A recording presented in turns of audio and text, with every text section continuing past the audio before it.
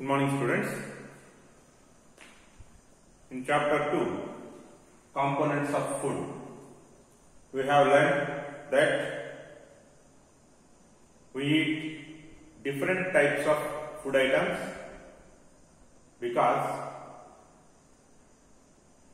our body needs different types of components for its growth and development, and the components that are present in the food items which are needed by our body for its growth and development are called nutrients. The major nutrients are carbohydrates, proteins, fats or lipids, vitamins and minerals.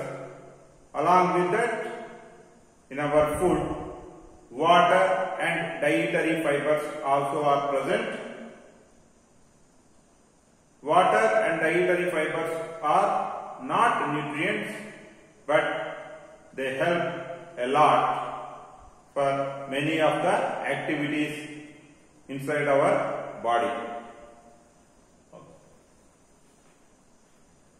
And we also have learnt we eat different food items because every food item may not contain all the necessary nutrients in it. If we eat different food items, we can get all the necessary nutrients from different food items for our body growth and development. Here there is a question: does every food item contain all nutrients? Already we have learned no.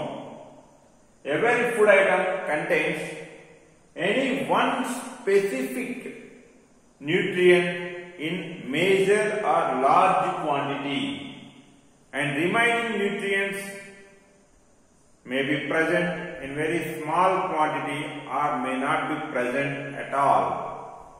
For example, if you take meat doesn't contain carbohydrates.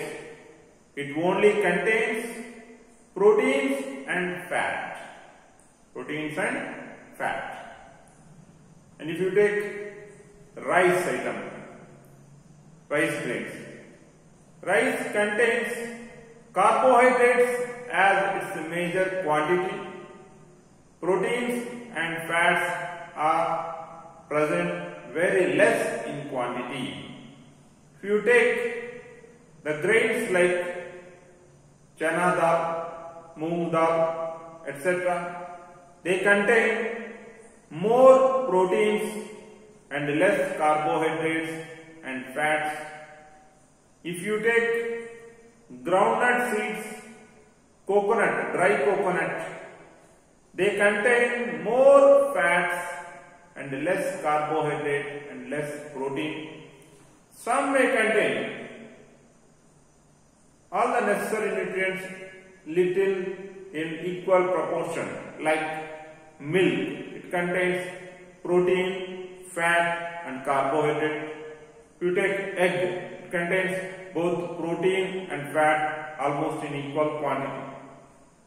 But how to know which particular nutrient is present in major quantity from a given food item?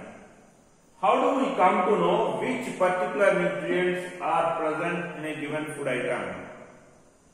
That we will come to know by conducting some tests on either cooked food or its raw ingredients using some specified chemical solutions.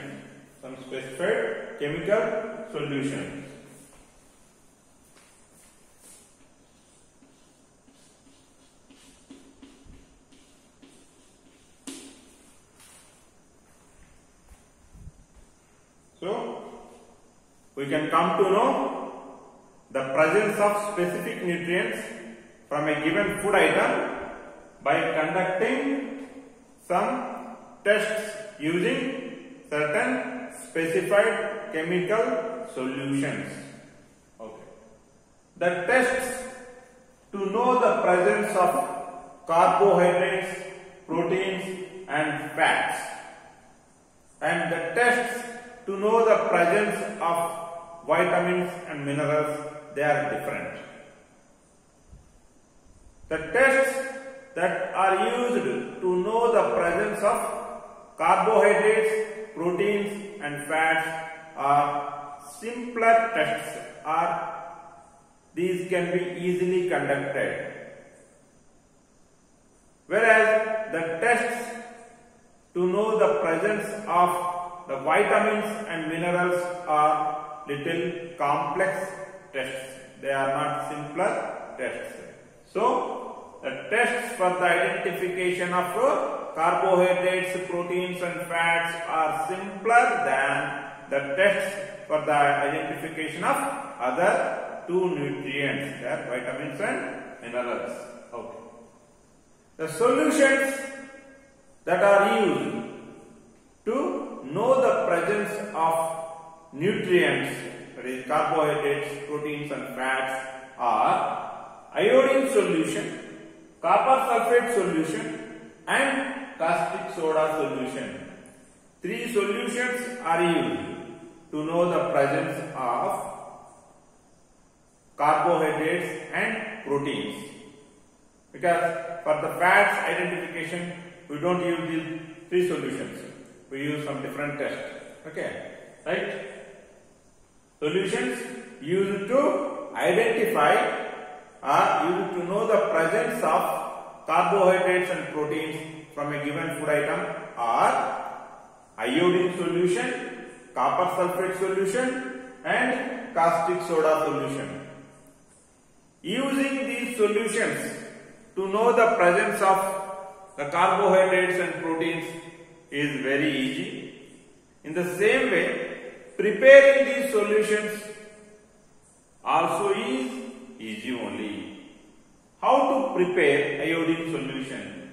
See, I have drawn a picture also for your better understanding.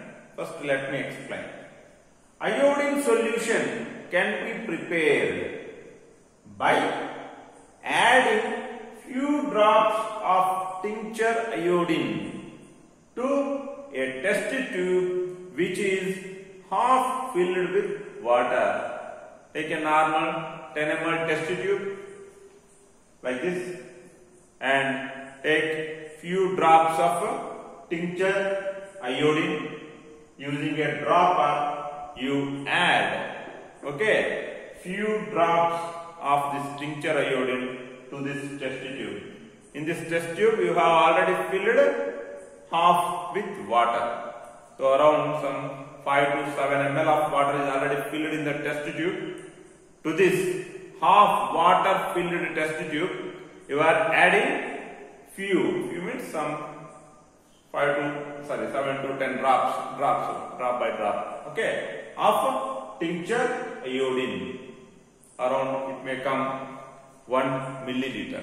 That few drops of tincture iodine may come around 1 milliliter.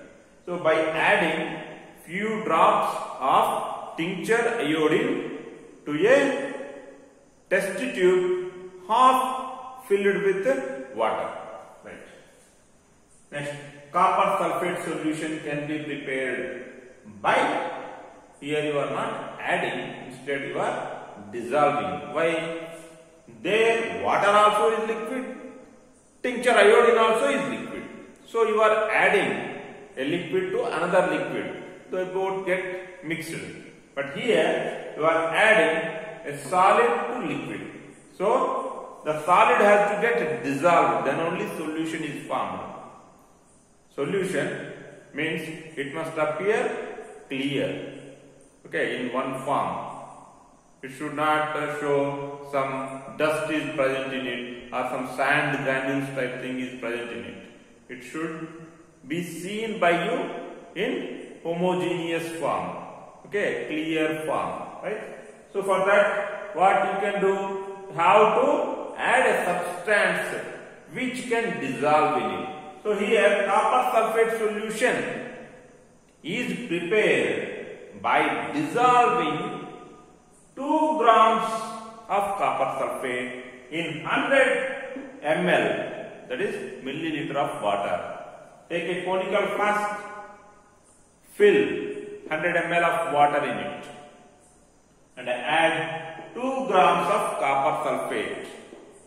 Then shake it so that it will get mixed and it will be getting dissolved homogeneously. Now your copper sulfate solution is ready. Coming to caustic soda solution. Same type copper sulfate solution, you can prepare caustic soda solution. Only thing is here you are dissolving caustic soda, but not 2 grams, but 10 grams.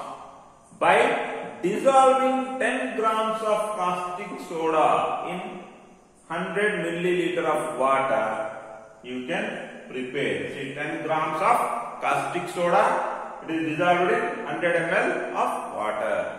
Your caustic soda solution is ready. Using these 3 solutions, okay, we can test to know the presence of carbohydrates and proteins. Specifically to speak, we are going to use iodine solution to know the presence of carbohydrates, and we are going to use copper sulfate and caustic soda solution to know the presence of proteins. How are we going to use iodine solution to know the presence of carbohydrates, and how are we going to use the copper sulfate solution and caustic soda solution to know the presence of proteins? We will discuss in the next class. Okay. But you need to remember one particular thing as a precautionary note. These solutions are generally available in the ready-made form from the market. Market means not in your grocery market. Special laboratory chemicals are sold in special shops. Okay, right? Chemical shops only will be present. There you can purchase them if you are interested to conduct the tests using your home items, home food items. And most importantly, what you need to remember, you have to use these chemical solutions on those food items. Right? These chemical solutions are used to test the presence of nutrients. But these chemical solutions should not be tasted. See, tested, tasted. Okay. One letter is different. Okay, one vowel, A, E, I, O, U. Okay, you know there are vowels in that A and E. In the taste word you are using A, T-A-S-T. In test word you are using the letter E. So these solutions are for test, not to taste. Please remember that. Never ever you should taste, because these are harmful if they are taken inside your body. Right? Please remember that. Thank you.